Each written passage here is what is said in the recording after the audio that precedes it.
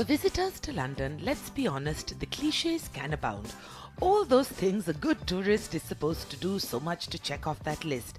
The London Eye, the imposing facade of Buckingham Palace, the colour and pageantry of the changing of the guard, the history of Tower Bridge, the hustle of Trafalgar Square, the sweep of Embankment, the drama of Westminster. Do them even if they seem obvious because, well, they're worth the minutes you'll spend gawping. And yes, I can attest. But London, like all great cities, is one that will always reward the curious. And beyond the grand and imposing are 1,000 different corners. Each is charming, each is beautiful as the one before. From South Bank to Soho, there's always something to discover, especially if you choose to follow your nose. I was following mine and it led me unerringly to a lovely little bakery just in time for breakfast. Foxcroft and Ginger in the middle of Soho is, well, the perfect place for me to start. It's also the perfect place to begin to disprove all those misnomers about British food being bland. It's my first stop, but look around, soak in, if you will, the counter spilling over with all kinds of tempting treats. Sandwiches stuffed with everything you can imagine. Cakes, muffins, pastries and cruffins. The latter I will explain in a bit. But first, my breakfast. I started with this slab of a sandwich. The bread is house-made, thick and crusty, full of chew. Inside there's bechamel, truffle, mushroom and halloumi. This is very, very good. It's some of the most just fresh, joyful, gorgeous baked goods that I've had. This cheese, these mushrooms, this bread.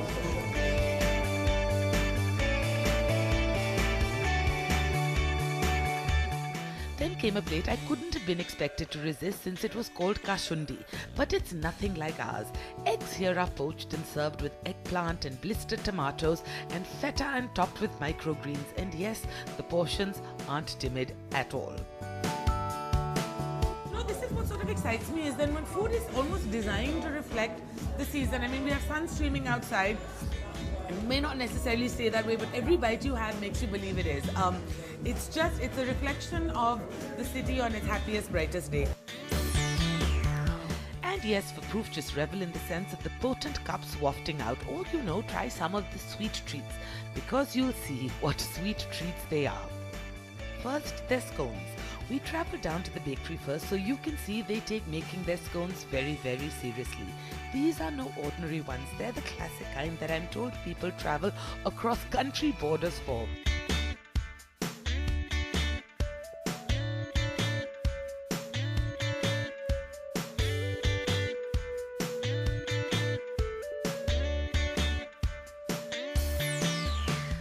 Served as they are here, thick with that golden gleam with butter and cherry jam, it's worth the price of the ticket. To England, believe me.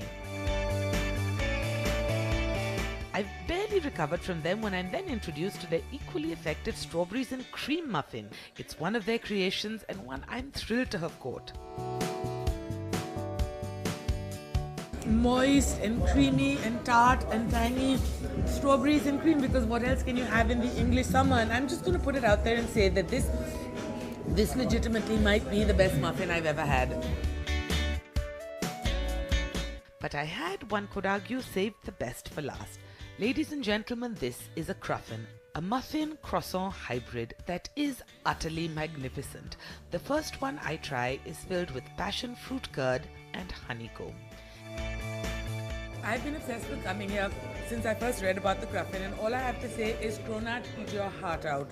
This, people, is just, I mean, buttery, flaky, sugary, gorgeous goodness. This tart, gorgeous passion fruit, the chewy.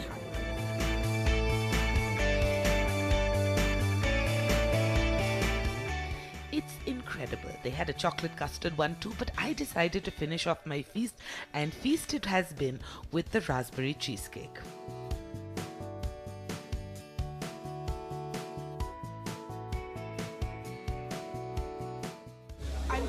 What can I say? I'm dazzled. I'm dripping sugar. I'm as sticky-fingered as a 6-year-old, and I'm so heart happy.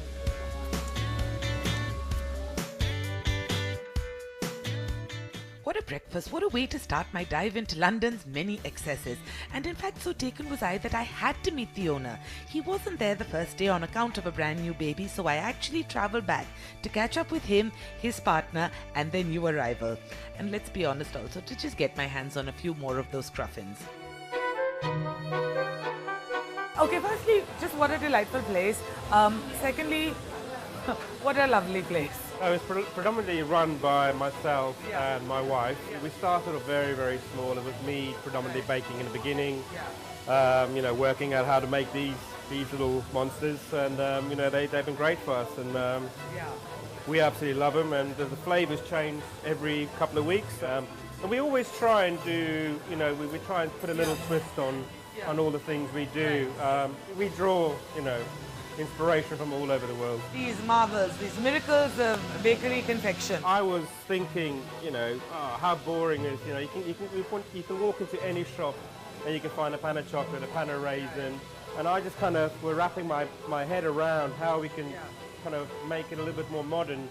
And we've always wanted a vessel so we can do different flavors inside. We kind of came up with these. It took us a little while to kind of work it all out. So this is kind of like our pan of chocolate. Here is my question. Now that you have ruined me forever, I live in India, I do not have ready access to this. What happens now? I think we might need to open shop there, no? Thank you. That is the absolutely correct answer. I am thrilled. Never say never. So I took some. Okay, all to go. Don't you judge me. It won't be the last time after all. London has so very much to offer. Like say in Marylebone, a very tony neighbourhood where there's another place that simply calls for hours to be whiled away there. La Fromagerie, as the name suggests, is a place that's all about the cheese. They even have this incredible room. Also to be known henceforth as the Den of Decadence. Look at it. Every conceivable kind of cheese is available. You can examine for provenance, figure out the age, gaze admiringly, or just take big whiffs of that funky air. Then head outside and pay greater attention to the sunny space and the incredible assortment it also offers. Everything that can go with cheese and a few things besides. But I was also particularly lucky because I was going to be meeting Patricia Mickelson, author, cheese lover, and the one behind all of this. What would you say to someone who's sort of coming here, who doesn't necessarily have the understanding? I mean, this seems to me also a place of, that looks to teach, that looks to, if not educate because that's a stuffy word, but does look to teach. We hope that when you walk in, you'll sort of have an explosion of colour from the fruit and veg, and that sort of starts the process of you thinking, what else is there? Right. And you walk in, and the cheese room is a dedicated room, and some people are a bit daunted by it, but we've got guys in there that just want to talk to you about cheese. That's all they want to talk to you about. It's like a little library. You can walk around, read all the labels, taste the cheeses, and then get to know the flavours that you like, and then we put together what you want. So there it is, the assortment I get to start with. You should know everything on this platter has a story, has a point. This is a nice breakfast lunch plate. So you've got a little goat's cheese from Savoie, the most wonderful little farm that I visited recently. And that's their little goat's cheese. It's called besace. And besace means a purse in patois. Charcoal biscuit gives a nice little sort of crunch to it. That is delicious. We decided to make some biscuits for cheese because all the biscuits we were tasting had too much sugar in them or too much salt. Actually matching the cheeses rather than hiding and masking. Really, this platter has it all. Goat's milk cheese, sheep's milk cheese, cow's milk cheese, soft, hard, creamy, ripe, sharp. It's an incredible selection, and Pat knows the provenance of every single one. This, I believe, is very special. Well, this is Beaufort, and it's a Beaufort Chalet d'Alpage. That means it's a high mountain summer cheese. The cattle, they're actually feeding on alpine pastures that are only left for them. And the guys go up there and they milk the cows on the mountain, make the cheese there as well. Sounds pretentious to say, you can taste it, but it's true. And more pairings and progressions matter equally. They're the point. The perfect board makes the already tasty even better. And there's a blue cheese there also from the Savoie, which is again quite light, creamy, but goes with all these cheeses, so you don't have too much of an aggressive hit of blue. And that's the thing, that's what we can teach you. We can teach you how to put together a ball that complements each other, each one. So you may have noticed over the last little while that they take their cheese very seriously. And perhaps that's something we all should as well, for, well, a number of reasons. You can't go wrong with cheese. It's a great, it's a great conversation maker. We've got this table here, so all sorts of people sit here, and they're sitting down having plates of cheese at lunchtime. And instead of being alone at a table, silent, automatically they start. We've had one or two weddings out of this table. How nice! Yeah, incredible. I could not believe it. Well, the power of fat and the It's power the of power incredible of cheese. cheese. Listen, let me put it this way. To Indian audiences who might be listening, come here, have the cheese. Who knows what you may get out Yes, of it? you might meet the person of your dreams. Exactly. And we do love our matchmakers, so... Don't say we didn't give you a heads up. You know what to do now the next time you're here. And a few other things too that we'll add, because this is of course the list that doesn't quit.